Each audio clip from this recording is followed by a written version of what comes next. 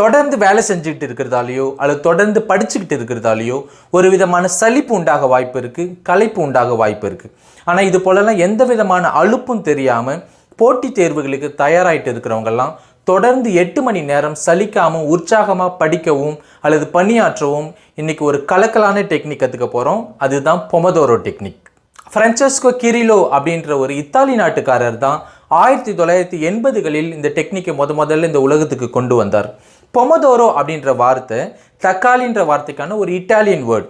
இவர் இந்த டெக்னிக்கை யூஸ் பண்ணுறதுக்கு தக்காளி வடிவில் உள்ள ஒரு கிச்சன் டைமர் யூஸ் பண்ணதால் இதுக்கு பொமோடோரோ டெக்னிக் அப்படின்னு பேர் வந்துச்சு. சரி, இந்த பொமோடோரோ டெக்னிக்னா என்னது, இதுக்கான 5 ஸ்டெப்ஸ் என்னென்ன அப்படின்னு பார்க்கலாம். முதல்ல நம்ம முடிக்க விரும்புகிற ஒரு டாஸ்க்கை தேர்ந்தெடுக்கணும். அந்த டாஸ்க் நம்ம படிக்கிற சப்ஜெக்ட் மேட்டராக இருக்கலாம் அல்லது நம்ம முடிக்க விரும்புகிற ஒரு வேலையாக கூட இருக்கலாம். ரெண்டாவதாக உங்களுடைய மொபைல் ஃபோனில் 25 நிமிஷத்துக்கு டைமர் செட் பண்ணணும். மூணாவதாக நம்ம எந்த டாஸ்க்கை முடிக்கணுமோ அல்லது படிக்கணுமோ அந்த டாஸ்க்கை அடுத்த 25 நிமிஷத்துக்கு கண்ணும் கருத்துமாக கவனம் செலுத்தி முடிக்க முயற்சி பண்ணணும். இந்த சமயத்தில் எல்லாவித டிஸ்ட்ராக்ஷன்ஸ் குறுக்கீடுகளையும் நம்ம தவிர்க்கணும். நாலாவதாக இந்த 25 நிமிஷத்துக்கு பிறகு நம்மளுடைய டைமர் மணி அடிக்கும்போது நம்ம விரும்புகிறோமோ இல்லையோ ஒரு 5 நிமிஷம் பிரேக் எடுத்துக்கணும். அந்த 5 நிமிஷத்தை நம்மளோட ஸ்டடி பிளேஸ்லையோ அல்லது ஒர்க் பிளேஸ்லையோ செலவிடக்கூடாது. அஞ்சாவதாக 25 நிமிட படிப்பு 5 நிமிட ஓய்வு அப்படின்றத நம்ம ஒரு பொமோடோரோ சைக்கிள் அப்படின்னு சொல்லுவோம். இது போல் 4 பொமோடோரோ சைக்கிள் சேர்ந்ததை நம்ம ஒரு பொமோடோரோ செட் அப்படின்னு சொல்லுவோம். 4 பொமோடோரோ சைக்கிள்ஸ் முடிஞ்சதுன்னா, அதாவது 2 மணி நேர படிப்புக்கு பிறகு 20லேருந்து 30 நிமிஷம் வரைக்கும் உள்ள ஒரு லாங் பிரேக் எடுத்துக்கணும். இந்த லாங் பிரேக்கை உங்களுடைய லஞ்சுக்காகவோ பிரேக்ஃபாஸ்ட்டுக்காகவோ சப்பருக்காகவோ காஃபி குடிக்கவோ பயன்படுத்தலாம் அல்லது பவர் நேப், அதாவது ஒரு குட்டி தூக்கம் போட கூட பயன்படுத்தலாம். இந்த 5 ஸ்டெப்ஸையும் நம்ம ஃபாலோ பண்ணும்போது சில விஷயங்களை நம்ம மனசில் வச்சுக்கணும். முதல்ல நம்ம எடுக்கிற டாஸ்க் 25 நிமிஷத்துக்குள்ளே முடிக்கிறா போல் இருக்கணும். சப்போஸ் அது பெரிய டாஸ்க்காக இருந்தாலும் கூட 25 நிமிஷத்துக்குள்ளே முடிக்கிறா போல் அதை ஸ்ப்ளிட் பண்ணி வச்சுக்கணும். ரெண்டாவதாக இந்த 25 மினிட் டைமர் செட் பண்ணுறதுக்கு 10க்கு மேற்பட்ட வெப்சைட்ஸ் இருக்குது அல்லது கூகுள் ப்ளே ஸ்டோரில் கூட 10க்கு மேற்பட்ட ஆப்ஸ்லாம் இருக்குது. இதெல்லாம் கூட நீங்கள் பயன்படுத்தலாம். இல்லையா, சிம்பிள், உங்கள் மொபைலில் உள்ள டைமரை கூட பயன்படுத்தலாம். மூணாவதாக நீங்கள் எடுத்துக்கிட்ட அந்த டாஸ்க்கை சப்போஸ் 25 நிமிஷத்துக்கு முன்னாடியே முடிச்சிட்டிங்கன்னா மீதம் உள்ள அந்த நேரத்தை நீங்கள் அந்த டாஸ்க்கை ரிவ்யூ பண்ணுறதுக்கு பயன்படுத்தலாம், ரிவைஸ் பண்ணுறதுக்கு பயன்படுத்தலாம் அல்லது அடுத்த டாஸ்க்குக்கு பிளான் பண்ணுறதுக்கு கூட பயன்படுத்தலாம். மற்றபடி எந்த விதமான என்டர்டெயின்மெண்ட்டுக்கும் இடம் கொடுக்கக்கூடாது. நாலாவதாக இந்த 5 நிமிட ஷார்ட் பிரேக்கை நம்ம எப்படிலாம் செலவழிக்கலாம் அப்படின்னா, படிக்கிற அல்லது வேலை செய்கிற இடத்துலேருந்து எழுந்திருச்சு சில சிம்பிள் எக்ஸசைஸ் பண்ணலாம், புல்லப்ஸ் பண்ணலாம், புஷ்அப்ஸ் பண்ணலாம், ஸ்ட்ரெச்சிங் அவுட் எக்ஸசைஸ்லாம் பண்ணலாம், ரெஸ்ட் ரூம் போயிட்டு வரலாம், ஏதாவது ஸ்நாக்ஸ் சாப்பிட்லாம், தண்ணி குடிக்கலாம், ஒரு கப் டீ குடிக்கலாம், ஒரு கிளாஸ் ஜூஸ் குடிக்கலாம், ஒரு ஷார்ட் வாக் போயிட்டு வரலாம், உங்களுடைய ஃபேவரட் சாங் கேட்கலாம், ஒரு சின்ன காமெடி சீன் பார்க்கலாம், குழந்தைகள் கூட அல்லது செல்ல பிராணிகள் கூட விளையாடலாம், டான்ஸ் ஆடலாம், கண்ணை மூடி மெடிடேஷன் பண்ணலாம் அல்லது ஜன்னலை திறந்து சுற்றி முற்றி வேடிக்கை பார்க்கலாம், இயற்கையை ரசிக்கலாம். ஆனால் நிச்சயம் ஒரு பிரேக் எடுக்கணும். இந்த 5 நிமிட பிரேக்கில் என்னெல்லாம் பண்ணக்கூடாது அப்படின்னா, இன்டர்நெட் ப்ரௌஸ் பண்ணக்கூடாது, சோஷியல் மீடியா செக் பண்ணக்கூடாது. ஏன்னா ட்விட்டராக இருக்கட்டும் அல்லது இன்ஸ்டாகிராமாக இருக்கட்டும், ஃபேஸ்புக்காக இருக்கட்டும் அல்லது யூடியூபாக இருக்கட்டும், இது எல்லாத்துக்குள்ளேயும் உள்ளே நுழைஞ்சிட்டாவே எக்கச்சக்கமான கிளிக் பைட் இருக்கும். இது எல்லாத்தையுமே நம்ம 1 மணி நேரம் ஆனாலும் சரி, ஒரு நாள் ஆனாலும் சரி பார்த்து முடிக்க முடியாது. ஏன்னா சோஷியல் மீடியாவுக்கு எண்டிங் பாயிண்ட் அப்படின்னு ஒன்று கிடையவே கிடையாது. ஸோ இது என்ன பண்ணும், நம்மளை அடுத்த பொமோடோரோ சைக்கிளுக்கு போகவே விடாது.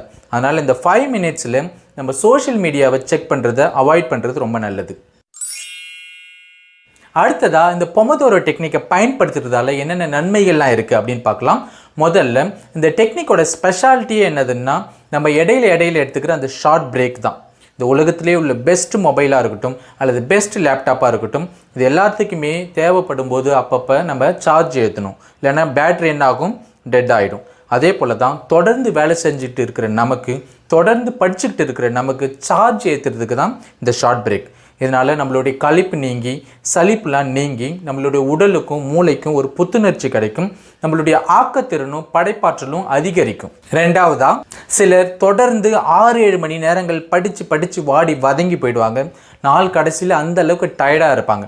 ஆனால் இப்படி நம்ம அடிக்கடி எடுத்துக்கிற அந்த ஷார்ட் பிரேக்கால் நம்ம சலிப்பு இல்லாமல் நீண்ட நேரம் கான்சன்ட்ரேட் பண்ணி படிக்க முடியும், நீண்ட நேரம் கான்சன்ட்ரேட் பண்ணி வேலை செய்ய முடியும்.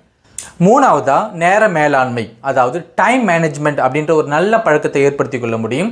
இதனால் நேரத்தை வீணாக்காமல் நேரத்தை திட்டமிட்டு பயன்படுத்த முடியும். குறித்த நேரத்துக்குள்ளே டாஸ்க்கை முடிக்கணுன்ற ஒரு உந்துதலும் நமக்கு கிடைக்கும். நாலாவதா மல்டி டாஸ்கிங் அப்படின்னு சொல்லப்படுகின்ற ஒரே நேரத்தில் பல வேலைகளை செய்யும் அந்த பழக்கத்திலிருந்து நம்ம விடுவித்து ஒரு சிங்கிள் டாஸ்க் எடுத்து அதை சிறப்பாக செய்ய முடியும். அஞ்சாவதா இந்த புத்துணர்ச்சி தருகின்ற இந்த ஷார்ட் பிரேக்கால் நம்ம ஒவ்வொரு முறையும் படிக்க உட்காரும் போதும் ஏதோ இப்போ தான் படிக்க தொடங்குறாப்புல ஒரு ஃப்ரெஷ்ஷான உணர்வு உண்டாகும். ஆறாவதா ஒவ்வொரு பொமதோர சைக்கிள் முடித்த பிறகும் நமக்கு ஏதோ ஒன்று சாதிச்ச எண்ணம் தோன்றும். ஒரு வேலையை அல்லது ஒரு பொறுப்பை நிறைவேற்றிய மன திருப்தி கிடைக்கும். அதே போல் அடுத்த டாஸ்கையும் முடிக்கணும் அப்படின்ற ஒரு உத்வேகம் கிடைக்கும். ஆக மொத்தம் இந்த ஸ்டடீஸில் நீண்ட நேரம் ஃபோக்கஸ் பண்ண கஷ்டப்படுறவங்களுக்கு இது ரொம்பவே யூஸ்ஃபுல்லான ஒரு டெக்னிக்.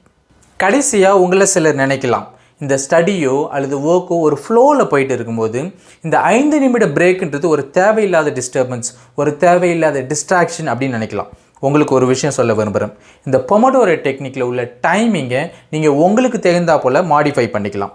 சப்போஸ் உங்களால் நீண்ட நேரம் தொய்வு இல்லாமல் கான்சன்ட்ரேட் பண்ண முடியும் அப்படின்னா இந்த 25 நிமிட படிப்பு 5 நிமிட ஓய்வு அப்படின்றத நீங்கள் 50 நிமிட படிப்பு 10 நிமிட ஓய்வு அப்படின்னு சொல்லி கூட மாடிஃபை பண்ணிக்கலாம். அல்லது உங்களுடைய கான்சன்ட்ரேஷன் லெவலுக்கு தகுந்தா போல் நீங்கள் மாடிஃபை பண்ணிக்கலாம் டைமிங்கை. ஆக இந்த டெக்னிக் வலியுறுத்துகிற அடிப்படை கருத்து என்னதுன்னா, ஒரு மஷின் தொடர்ந்து ஓய்வு இல்லாமல் இரவு பகல் பாராமல் உழைக்க முடியும். ஆனால் மனிதர்களாகிய நாம் அப்படி கிடையாது. நம்ம ரத்தமும் சதையும் கொண்டவங்க. நமக்கு அப்பப்போ ஓய்வுலாம் தேவை. அதே போல் தான் தொடர் படிப்புகளுக்கு இடையே எடுத்துக்கிற இந்த ஷார்ட் பிரேக் நம்ம தொடர்ந்து படிக்க போதுமான புத்துணர்ச்சி தரும். அவ்வளோதான். இந்த டெக்னிக்கை நீங்களும் ஒரு வாரம் ட்ரை பண்ணி பாருங்கள். கண்டிப்பாக இதுக்கான ரிசல்ட் பாசிட்டிவாக இருக்கும் அப்படின்னு நம்புகிறேன். தேங்க்யூ.